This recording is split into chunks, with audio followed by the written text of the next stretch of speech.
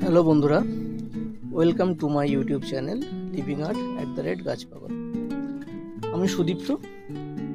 আজ আমি আরেকবার চলে এলাম আমার ছাদ বাগানে, পদ্মের বাগানে।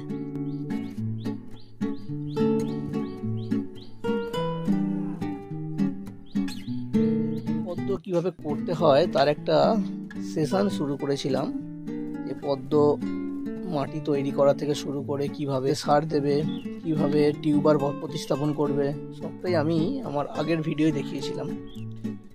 এর মধ্যে কিছু আপডেট ভিডিও আমি দিয়েছি। তো আজকে আমি আরেকবার চলে এলাম আমার ছাদ বাগানে, পদ্মের বাগানে।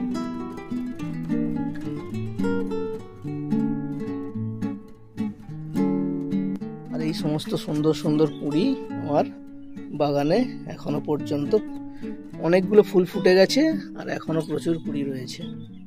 এইটা হচ্ছে গ্রিন অ্যাপেলের কুঁড়ি, সুন্দর একটা হালকা সবুজাভ একটা ফুল। এটা হচ্ছে জুলিয়েট, কত সুন্দর একটা ফুল ফুটেছে দেখো। জুলিয়েট, কত সুন্দর একটা জুলিয়েট, তার সাথে আরো দুটো, আর এখানে একটা, তিনটে কুঁড়ি অলরেডি আছে। আর একটা দেখো ছোট কুঁড়ি উঠছে। এবং এই একটা দেখো সুন্দর হালকা হলুদ বর্ণের একটা ফুল, হালকা হলুদ বর্ণের সুন্দর ফুল, ইয়েলো প্রোপিঙ্ক। এই একটা, এটা যে কামিল্লা, কামিল্লার দেখো কত সুন্দর কুঁড়ি, একটা দুটো। এই ফুলটা নষ্ট হয়ে গেছে, তো এটা আমি কেটে দেব। নষ্ট হয়ে যাওয়া ফুল গাছে রাখবো না, তাতে কি হয় গাছের গ্রোথের একটু সমস্যা হয়।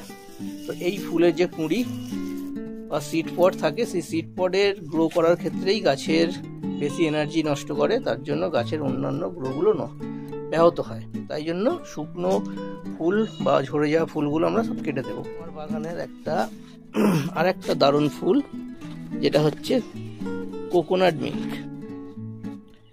কোকোনাট মিল্কের অনেক ফুল ফুটে গেছে দেখো, সমস্ত সিড পডগুলো রয়েছে, এগুলো আমি ভেঙে দেব। এই যে সিড পড, এই না হলে কি হয়, এই সিড পড থাকলে গাছ, এই যে সিড আছে, সিডগুলোকে গ্রো করতেই গাছ বেশি মনোযোগ দেবে।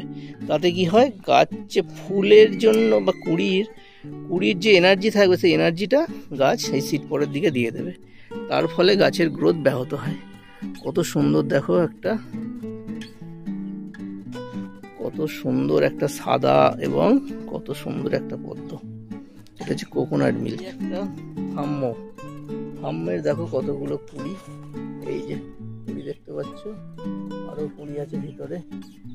ফুল নষ্ট হয়ে গেছে বর্ষায়, বৃষ্টিতে, এবং এখানে উঠছে কুঁড়ি।